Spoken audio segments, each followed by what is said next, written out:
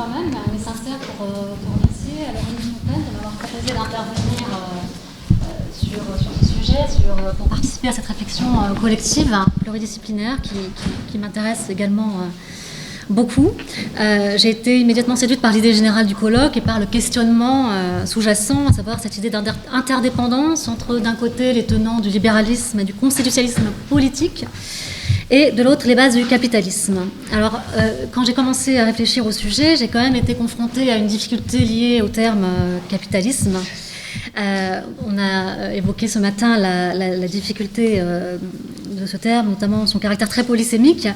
Et comme j'étais un peu contrainte par l'expression interprétation capitaliste ou capitalistique, on avait une hésitation. Et que je n'ai pas nécessairement l'intention de m'intéresser aux théories réalistes, aux théories de l'interprétation, j'ai décidé de retenir de cette question de ce sujet une question assez simple en fait. L'interprétation que le juge constitutionnel fait de la Constitution est-elle économiquement orientée? Et si oui, est-elle orientée en faveur de la protection du capitalisme?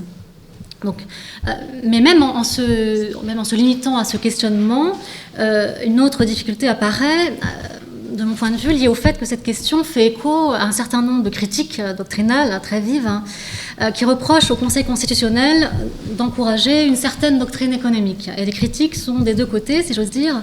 Pour certains, la jurisprudence s'avère trop protectrice des intérêts des entreprises. On fait parfois remarquer que par les biais des portes étroites, les entreprises ont les moyens d'accéder au prétoire constitutionnel.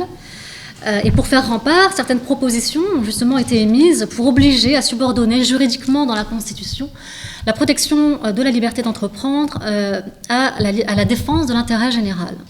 D'autres propositions, au contraire, reprochent au Conseil constitutionnel son excès de mollesse, si je puis dire, et considèrent que le Conseil constitutionnel ne va pas suffisamment loin dans la protection d'un système économique favorable au libéralisme, qui serait suffisamment attractif économiquement. Et il propose d'inscrire dans le texte de la Constitution les libertés économiques pour consolider la jurisprudence du Conseil constitutionnel.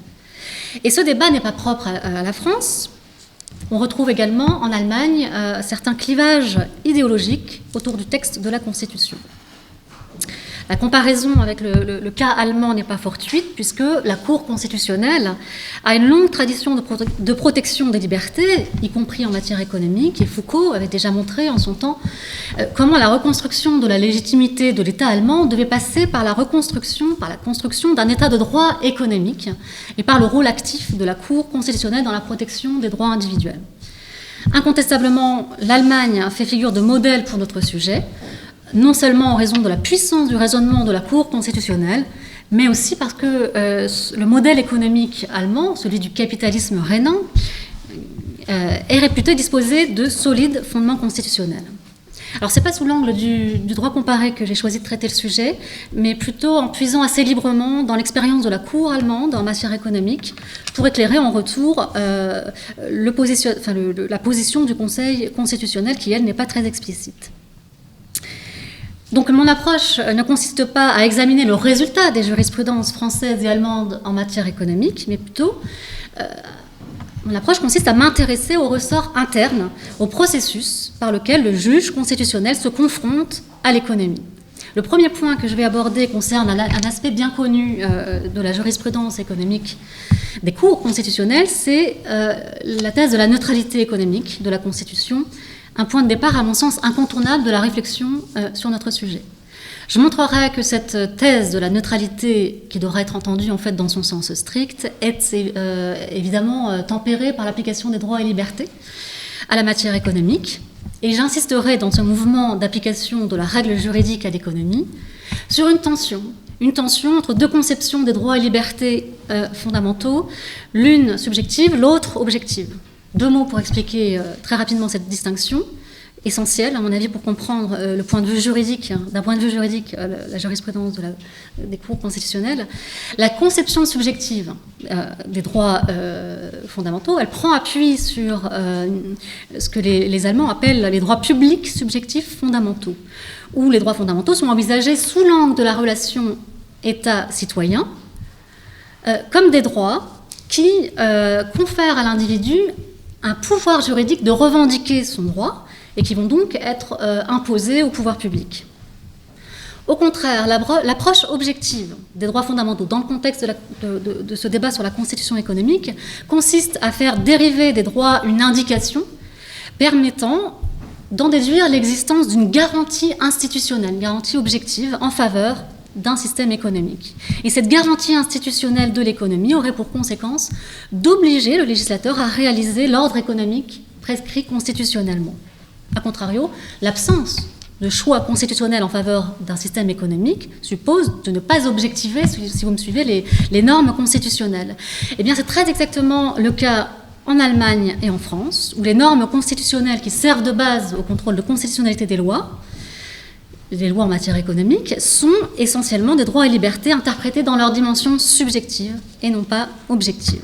Donc je montrerai que cette dimension subjective associée à l'interprétation des droits et libertés fondamentaux va de pair avec l'exigence de neutralité économique de la Constitution, et je terminerai rapidement par m'interroger quand même sur les limites d'une telle approche, voilà, notamment en critiquant son caractère peut-être excessivement formel. Premier point sur la neutralité économique des constitutions. Donc là, la Cour constitutionnelle allemande fait figure ici de modèle. Elle a été amenée à se prononcer très clairement, très explicitement, sur la question de savoir si la loi fondamentale allemande protégeait un système économique en particulier. Ce débat est lié au fait que la loi fondamentale de 1949 ne comporte aucune section relative à la vie économique du pays, contrairement à la Constitution de Weimar. Mais certaines dispositions ont quand même une résonance ou une portée économique. Vous avez notamment la liberté professionnelle ou le droit de propriété qui sont inscrits. D'autres normes, également en matière économique, comme le principe de l'État social, figurent dans le texte. Et donc plusieurs thèses avaient été débattues par les juristes allemands dans les années 50 sur la question de savoir si la loi fondamentale consacrait un système économique particulier. Donc je vais quand même les évoquer rapidement. Parce qu'il me semble qu'elles apportent des éléments de réflexion très précieux sur l'articulation entre constitutionnalisme et capitalisme. Il y a beaucoup de thèses. J'en évoquerai trois. Une thèse qui consiste à dire la loi fondamentale ne comporte aucune décision positive, nicht Entscheidung. Un auteur, qui se référait donc ici à la théorie de l'État, voyait dans la loi fondamentale des éléments d'une constitution civile et non une constitution économique prescrivant un ordre économique. Une thèse qui part du postulat implicite que le capitalisme est une forme d'économie qui découle naturellement d'une société, donc une économie non située historiquement, qui correspondrait simplement à la nature humaine. Une thèse finalement une conception assez juste naturaliste. Et une thèse en fait assez extrême puisqu'elle oblige le législateur à rester neutre au plan économique en s'abstenant d'intervenir dans la vie économique. Et c'était surtout une thèse qui était dirigée à l'époque contre la thèse ordolibérale, car on le sait, ça vient d'être rappelé par Pierre Dardot, le thème de la constitution économique avait déjà été investi par les ordolibéraux dans les années 30, mais qui donnait à l'époque une conception matérielle du terme de constitution économique et non pas une conception formelle qui est celle qui nous intéresse ici dans ce débat. Pour les ordolibéraux, la constitution économique était le choix politique global qui était censé régir la vie économique. Donc il fallait une décision consacrant un système économique, celui de l'économie de marché, évidemment. Et le juriste que vous aviez cité, le juriste Franz Böhm, avait en son temps pu déduire l'existence d'un choix en faveur de l'économie de marché, en se fondant non pas sur la Constitution, mais parce que la Constitution de Weimar était en fait très équilibrée, mais en se fondant sur des lois ordinaires. Alors dans le débat des années 50 qui porte sur la loi fondamentale allemande, c'est un juriste spécialiste du droit du travail, un privatiste, qui va réactiver cette thèse de la constitution économique en la portant au niveau du droit constitutionnel, où il voit les normes constitutionnelles comme la traduction d'un choix constitutionnel en faveur de la constitution économique, de l'économie de marché. Et ce qu'il faut en retenir de cette thèse, c'est qu'elle passe par l'idée d'une garantie institutionnelle du système de l'économie sociale de marché. Il y a donc ici une forme d'objectivation d'un ordre économique particulier. Une thèse très orientée qui avait à l'époque connu quand même un certain succès parce qu'elle correspondait en pratique, elle correspondait en fait aux politiques économiques qui étaient conduites après la guerre, notamment sous le ministre Ludwig Erhard. Et cette thèse a été à nouveau contredite, débattue par une autre thèse, celle de la constitution économique mixte, où là, un auteur défendait l'idée d'un équilibre entre liberté individuelle et dimension sociale de la Constitution, qui implique que le législateur soit obligé, ici aussi on parle d'obligation pour le législateur, de mêler ces aspects individuels et sociaux. Donc une telle condition économique, dans cette hypothèse, exclurait toute solution extrême, soit totalement individualiste, soit totalement collectiviste. Et alors j'ai exposé cette thèse parce que la Cour constitutionnelle allemande va dialoguer avec cette thèse et elle va trancher dans un arrêt de 1954, un arrêt sur les aides aux investissements, où elle dit clairement que la loi fondamentale est neutre sur le plan de la politique économique, que le constituant ne s'est pas prononcé pour un système économique particulier, que l'ordre économique et social actuel est certes compatible avec la loi fondamentale, mais qu'il n'est en aucun cas le seul possible, et que cet ordre économique repose sur une décision de politique économique et sociale qui revient au législateur. Et donc la question de savoir si le moyen légal utilisé pour diriger l'économie est conforme au marché est dépourvu, tout simplement, de pertinence sur le plan constitutionnel. Ici, vous voyez, la Cour refuse de tomber dans le piège de la constitutionnalisation de l'économie de marché. On peut parler de piège parce que peut-être constitutionnaliser une doctrine économique, c'est prendre le risque d'idéologiser le droit. Donc la Cour rejette l'idée ordolibérale d'un conditionnement réciproque entre ordre économique et constitution juridique. L'ordre économique n'est pas le corollaire nécessaire de la loi fondamentale. Et pour revenir au thème de notre colloque, la Constitution est indifférente au capitalisme. Il ne peut y avoir d'interprétation capitaliste de la Constitution, puisque les principes qui sous-tendent ce système économique ne constituent qu'un critère de constitutionnalité des lois. Ne constituent pas un critère, de constitutionnalité des lois. S'agissant du droit français, évidemment, je vais être très brève. Les débats doctrinaux n'ont jamais eu cette ampleur théorique et ils ont été quand même plus tardifs. Le Conseil constitutionnel ne s'est pas prononcé explicitement, mais on sait la formule qu'il emploie régulièrement. Il dit qu'il ne dispose pas d'un pouvoir d'appréciation identique à celui du Parlement.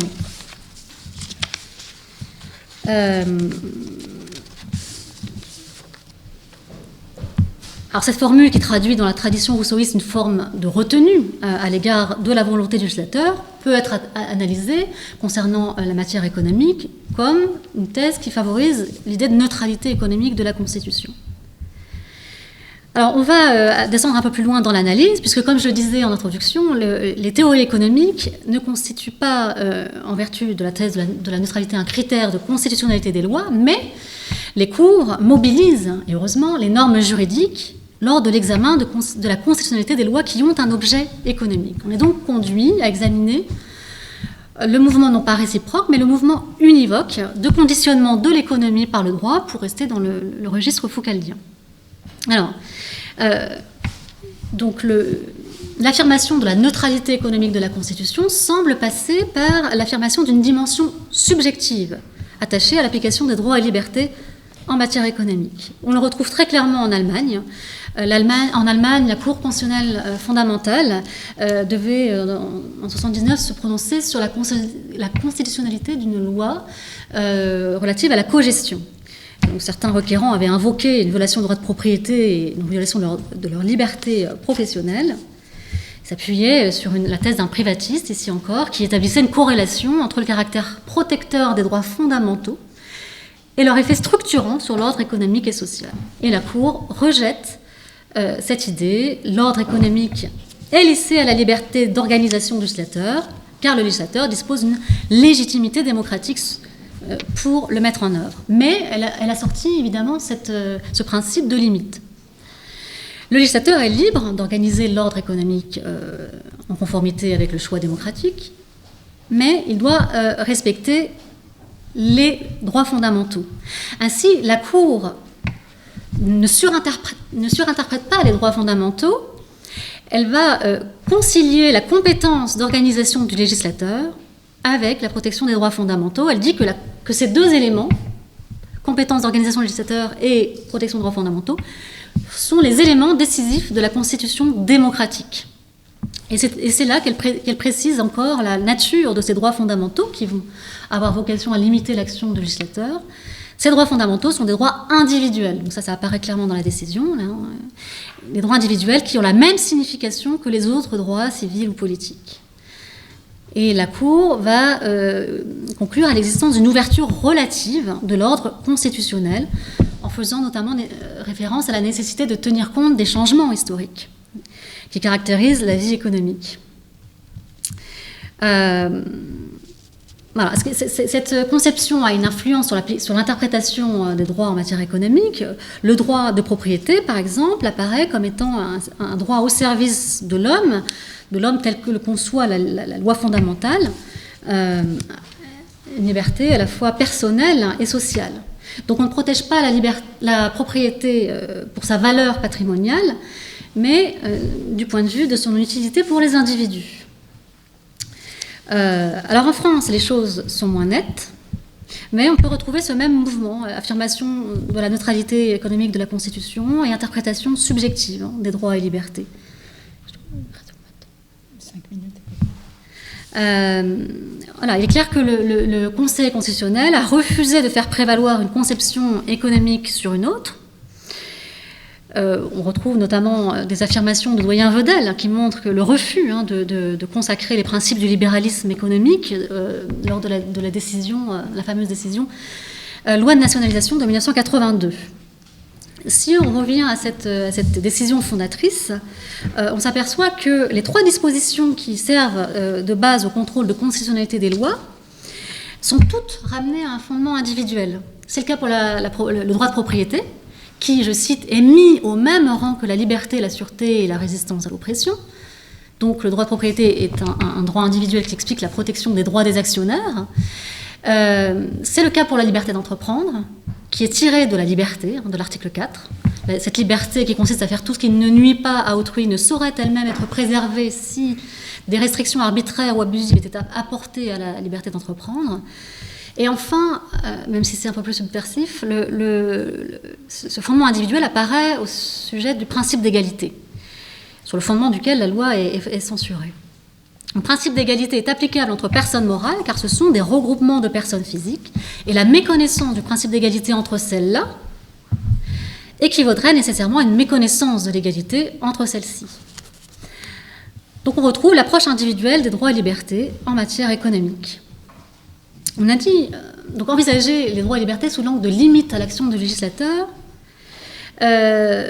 c'est quelque chose qui est conforté par cette expression qu'on voit parfois dans la doctrine. Ces libertés sont des libertés réaction. Ce sont pas des libertés revendication, mais des libertés réaction. Elles ne promeuvent pas un système économique particulier.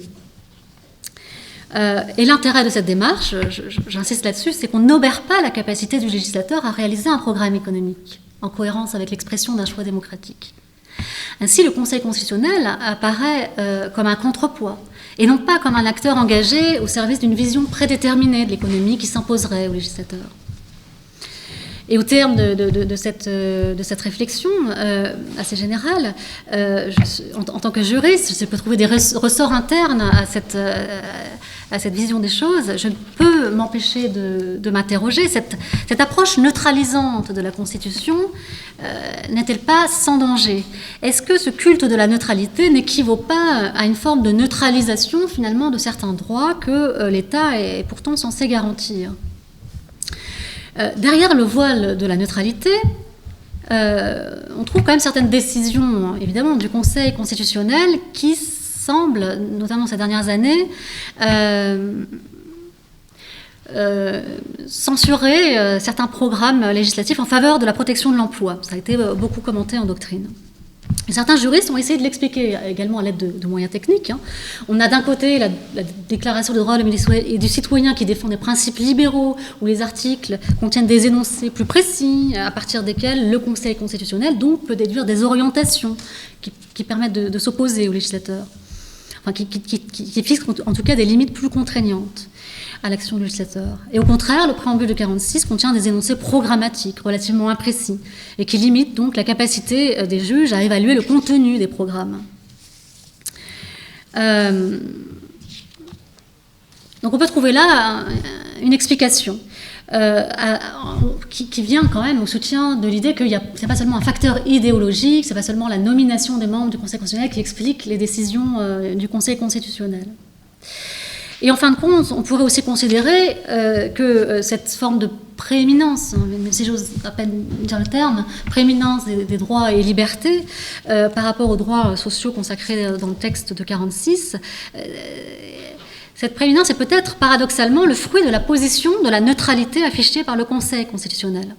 En restant sur une méthode d'interprétation juridique formelle, le Conseil constitutionnel a peut-être ignoré que les origines de la Déclaration des droits de l'homme et du citoyen correspondaient autant à un programme politique qu'à un programme économique. Et en suivant l'invitation qu'a faite ce matin le professeur Jean-Jacques Suard, on peut aussi se demander s'il ne manque pas précisément au droit constitutionnel une méthode d'analyse substantielle des rapports sociaux qui permettrait alors de réguler véritablement les excès du capitalisme.